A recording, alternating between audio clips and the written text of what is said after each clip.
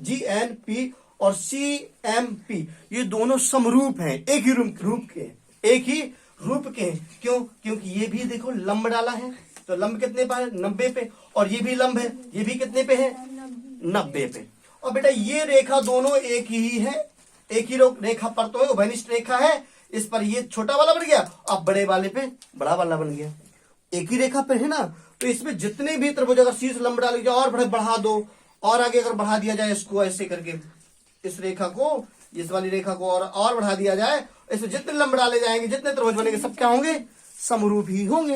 तो अब इनमें GNP और CMP में समरूपता प्रमेय लगाते हैं, समरूप नियम होता है। क्या हुआ ये?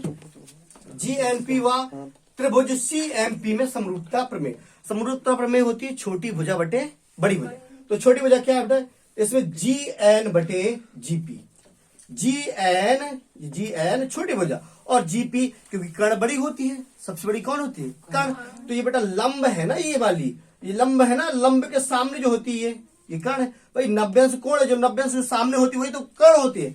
तो आपका CMP के लिए PC लंब, CMP त्रिभुज में PC लंब और GNP में PG लंब होगी ना, ये PG लंब होगी। तो छोटी भुजा कौन होगी? GN। तो यहां पे GN बटे GP बेटा बड़ी भुजा, छोटी भुजा बटे बड़ी भुजा। अब बड़े त्रिभुज देखेंगे CMP में, तो इसमें छोटी भुजा CM बटे CP। हमें ये पता है 2:1। तो हमने क्या किया? GN और CM को इधर ले आया और GP को उधर पहुंचा दिया, तो GP बटे CP।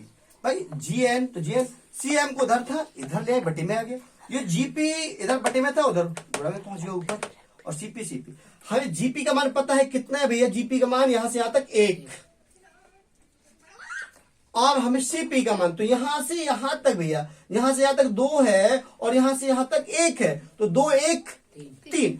तो इसका मान CP कितना हो गया? 3, क्योंकि यहां से यहां तक 2:1, 2:1। अगर इसको कांस्टेंट मान लो इसमें कांस्टेंट नहीं लिखा हुआ है, कैसे कांस्टेंट करके माना जा सकता, तो कैसे कट जाएगा भाई? अनुपात में कोई कांस्टेंट होता है ना, हमने निश्चित माप नहीं है। अनुपात का मतलब एक सरलतम रूप होता है, सरलतम रूप।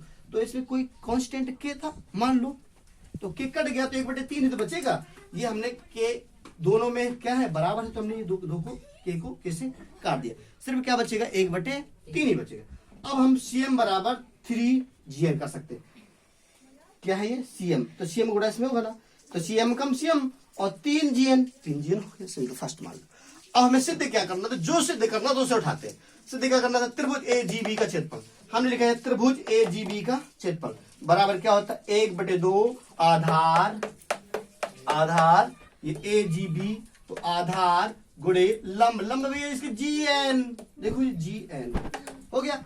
अब हमें समीकरण फर्स्ट से, ये समीकरण फर्स्ट में पता है GN की जगह कितना रख सकते हो? GN की जगह CM बटे 3, ये 3 गुणा में भाग में आ जाएगा। ये GN, तो GN बराबर क्या लिख सकते हैं? CM बटे 3।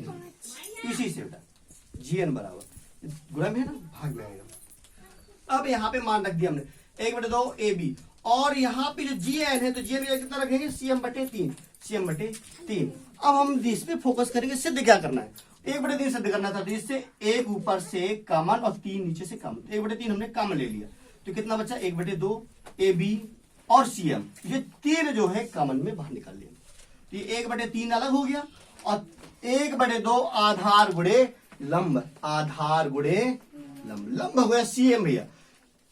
AB आधार और गुणे शीर्ष लंब CM, ये किसका क्षेत्रफल हो जाएगा? त्रिभुज ABC, क्योंकि आधार गुणे संगत शीर्ष लंब किसका क्षेत्रफल होता है?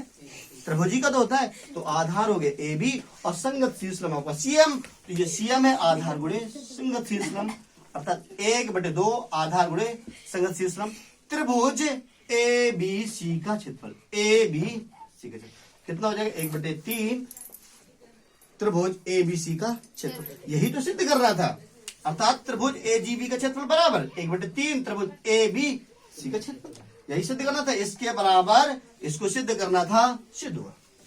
इति सिद्धम बंद।